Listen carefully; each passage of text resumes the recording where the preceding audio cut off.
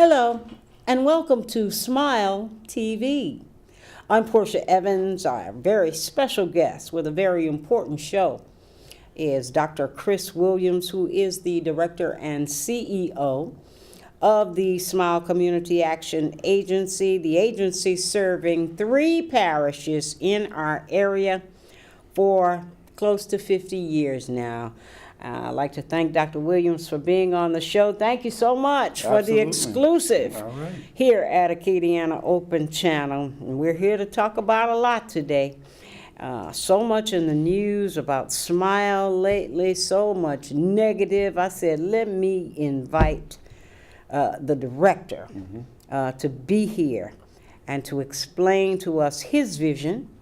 First of all, to explain to us what is happening with the organization or the agency, and to talk a little bit about Head Start, because there are so many questions about the program. You know, I'm a product of Head Start. Oh, really? I'm a product of Head Start.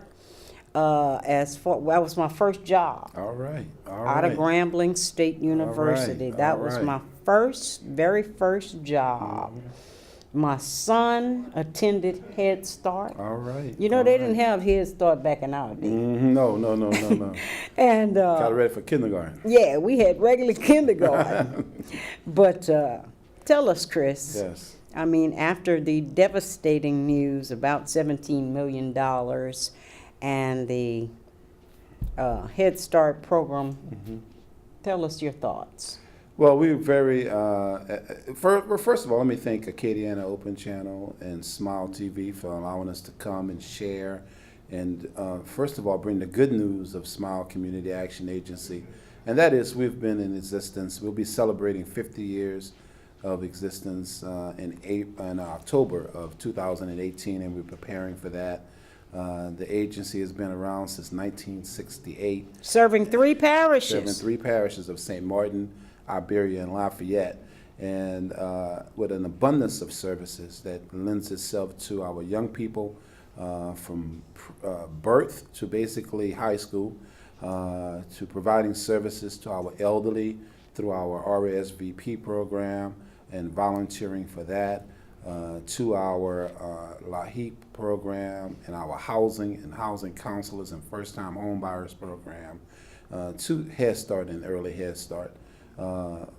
Approximately 400 employees and a multi-million-dollar budget. So we're really excited about what a group of folks established in 1968 to service people who needed mostly a hand poor up. people. People who needed a hand up, low-income individuals who were in poverty that needed some assistance and some guidance. And so we have employees that have been with us 40 plus years. We also have young employees who have come in right out of college and are making their mark on Smile. And we have new partnerships and collaborations taking place. I've only been there for the last 6 months. I've started in January, but it's been a very exciting 10-year so far, and we have a lot of work to do to ensure the community that we are here to stay. One, I know we've gotten a lot of questions about what's been going on, so we wanted to come and share with the AOC community and with the community at large, because Acadiana Open Channel services a large service delivery area, to talk about moreover Smile Community Action Agency. But what are the facts regarding Head Start and Early Head Start, and what do we see happening from here? I do know that before you inherited this title, you did not expect to inherit a lot of problems that comes with a job like that. And I do want to say that a lot of things that I've read, I know, have taken place even before you got there. And I do want to emphasize that. But you're the man in charge now. Now, absolutely. So, you know, that falls on your shoulders. Now, a lot of people, you know, we've had them here. Head Start is a wonderful program for our children. Yes. Early Head Start, they take them almost from the womb. Absolutely. until they're 5 years old. That's right. That's right. I saw those children graduate this year. That was such a wonderful, wonderful sight to see, and they were proud. Their parents were proud. Yes. Yes. So, I mean, now what do we tell parents who have registered their kids for the fall? I mean, we're 2 weeks out from school Absolutely. starting. Well, let me just say that this year's, and I'll answer your question. Let me just say this first, though. This year was my first opportunity to have the privilege of going to a Head Start graduation. It was a beautiful, beautiful ceremonies throughout the three parish regions, St. Martin, Iberia, and Lafayette. And it was exciting to see the energy and the smiles and the beautiful children doing songs, reciting poems, identifying with their uniqueness and their beautiful, tender talents and skills. And so we have over 1,000 Head Start and early Head Start students in the tri-parish area. And we have a wonderful staff that provides training to them, that loves on them every day, because these people care about children. And been doing it for a long And has been doing time. it for a long time. They live in the neighborhoods where these children come from. They go to the churches where these children come from. They partake in the settings that these children come from. So what happened, And Chris? so we are excited about where it is that we are. Over the last couple of years, we have had some incidents, like anything, where you have people working, and we've had some incidents. And I'm not going to get into the specificity of each one of the incidents, but I will be very specific because it is a public document, and many people have called me about it. We've had some incidents that have happened over the last 2 years, 2015 and 2016, that we have had three what is called deficiencies that were not corrected. And unreported. Right, on reporting. And I just want to say that, you know, the children that are in, and I agree with the federal government, and I agree with parents, and I agree with all of us as leaders, when children are in our possession, we have to do everything possible to ensure that our babies are safe, to ensure that these young, beautiful children are in a safe and educationally conducive environment. And it is our job to do that every second when they are in our possession. And whether or not, and I need the public to understand, if that has happened, if a situation has happened where a child may be out of our possession for 1 minute, that is a reportable incident and is unacceptable. So we received a letter on last Thursday, which is called a notice of termination, and we had the opportunity to reply to the initial notice of the three deficiencies, which I will go over right now, dealt with our agency allegedly not ensuring that the governing body was aware of and able to exercise responsibility of ensuring a safe environment in terms of compliance. The second one is suspected child abuse and neglect as related to a situation where a child had an incident, and it wasn't, the cleanup process was not done correctly by the employee. And the third one was an issue of governance, and that is, when does our board and our policy council know about incidents? So we had an opportunity to correct those things. In our determination, we feel that we put forth a plan, training, and initiatives that would address the needs of our agency, but more so the needs of these children, that we would not have incidents occur like this again. There is no doubt that when you have 350 or so employees, things will happen. We have mechanisms in place. We have cameras in all of our classrooms. We have reporting mechanisms. We have training taking place. We have webinars taking place. We have online training taking place. So we have done a lot since January to ensure that our babies are safe.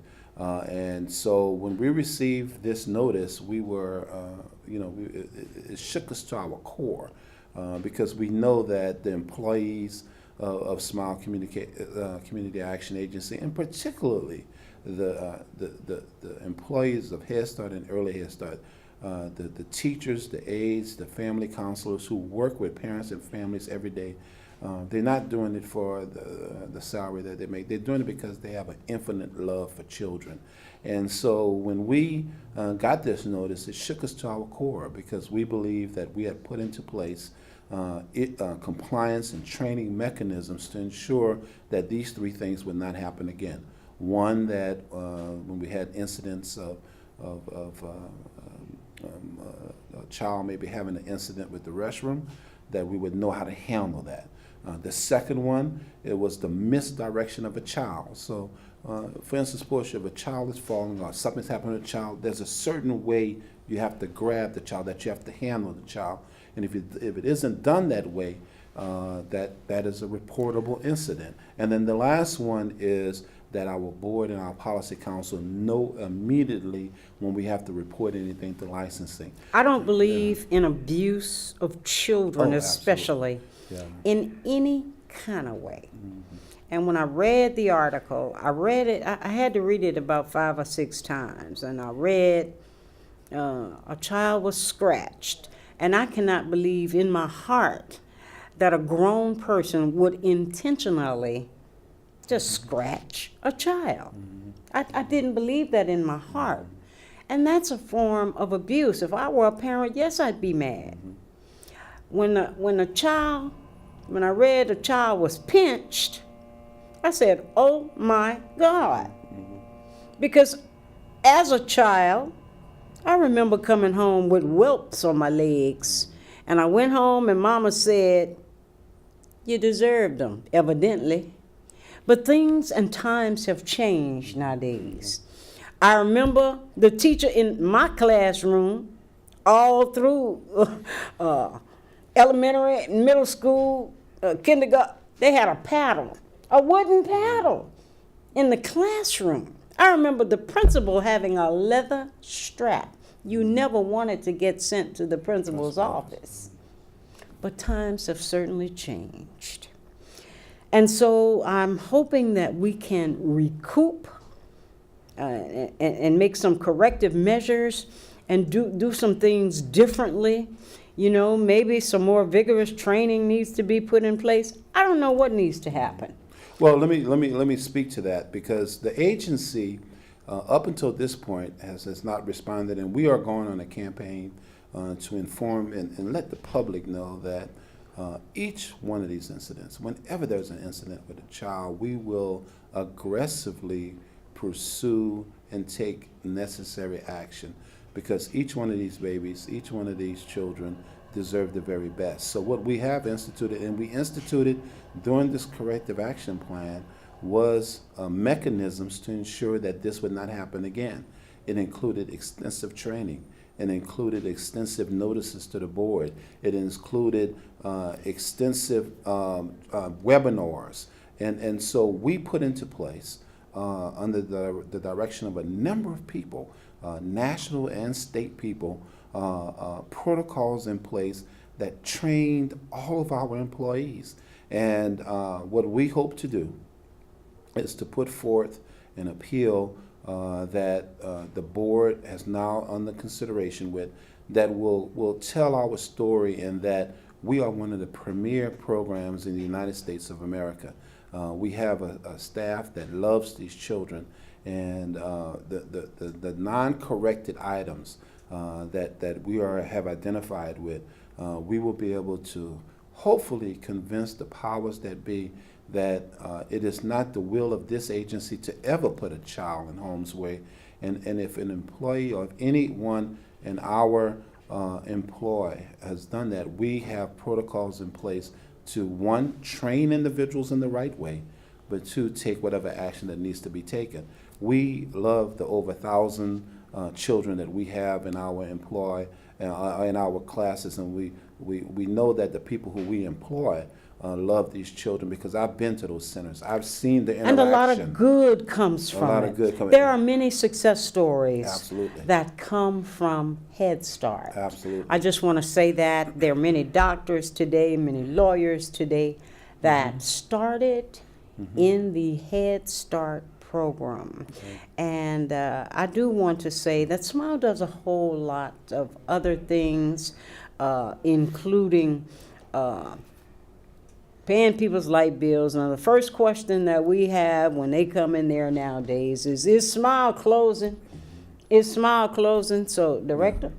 Well, let me just say that Smile is an anchor in our community. It's an anchor in Southwest Louisiana and the state of Louisiana. We're going to be around for many, many more years. And let me just say that my phone has been ringing off the hook. And over the next few weeks and months, you will see a lot of community people.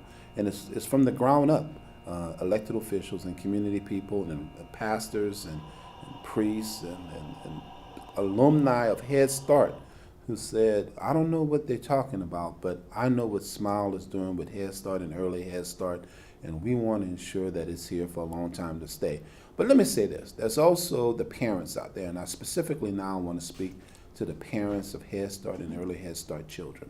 I want you to know that it is our goal to ensure that Smile, hopefully through this appeal, will prevail as the provider of Head Start services. But I want the parents to be reassured as we have these parent meetings over the next few weeks that we will, and these children will always have the availability to have Head Start services.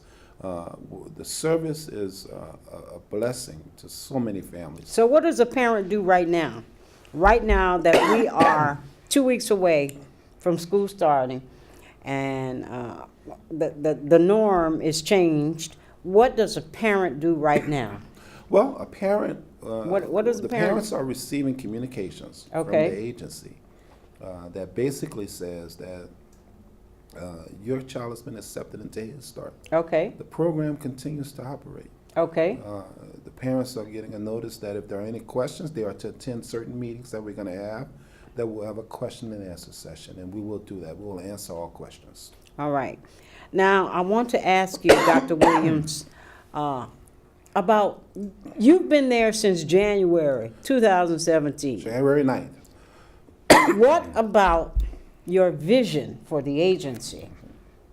Well, the vision centers around several things. The first one being that we will ensure that we serve Southwest Louisiana. What has happened in the last few months is not indicative of the great work and the backbone of Smile. We are a diversified agency. We will continue to provide services to Southwest Louisiana. And what I want to do is appeal now to all of our stakeholders to stand with the agency. You know, many times, Portia, we can dwell in the negative. We can dwell in what is Certainly. wrong with something. But if it's any time for a community to come together, to reach out to low-income individuals, to reach out to individuals who's just trying to find a way in these hard economic times, is now. It is not the time to jump on a train that is going, and you know, and I'm not at a point in life where I try to figure out what's in a person's heart. I'm not at a time in life where I'm gonna respond to all of the things that are out there. What I will do is I will promote the mission of Smile Community Action Agency, and I will give my heart and soul and every fiber and all the energy that I have to make sure that Smile Community Action Agency, our stakeholders, our parents, and our children have the best chance that they can have to succeed regardless of their economic status.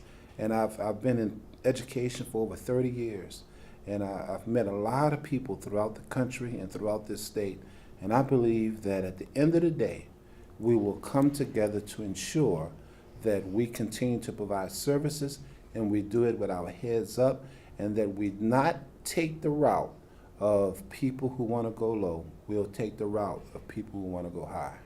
And that is a wonderful thing. I know that you're a smart man, Chris. I want to know, have you identified any federal dollars lately, any new programs coming to the agency lately? Well, we've gotten some small ones. We're going to be announcing a grant that we received for housing counseling at the next board meeting, where we're going to be doing some first-time home buyer And I know training. you know how to do that. Right, absolutely. And we're also going to be working with some youth programs that deals with abstinence. So we have some things down the pike. We're not going to announce them quite yet, but we're really excited because people realize that Smile Community Action Agency is not only unique, but it deals with a part of our society that is struggling. That people who are not necessarily trying to take advantage of the system, but people who need a mechanism to deal with the issues that they're dealing with. And many times it's a day-to-day issue that deals with subsistence, that deals with shelter, and that deals with education. And so what we're going to ensure is that Smile Community Action Agency is going to be around for a long time to come.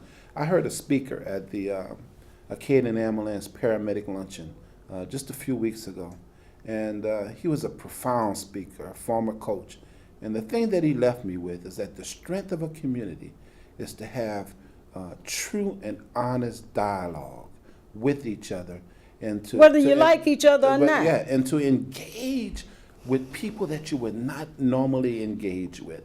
And that speech was one of the best that I've heard in years. And he implored upon the audience to get out of his comfort zone and to make a change in the areas that they could make a change in, to not settle for the status quo, but to use the community resources to uplift, to not think negative, but to think positive. You know what I want to say about Smile and tell the community?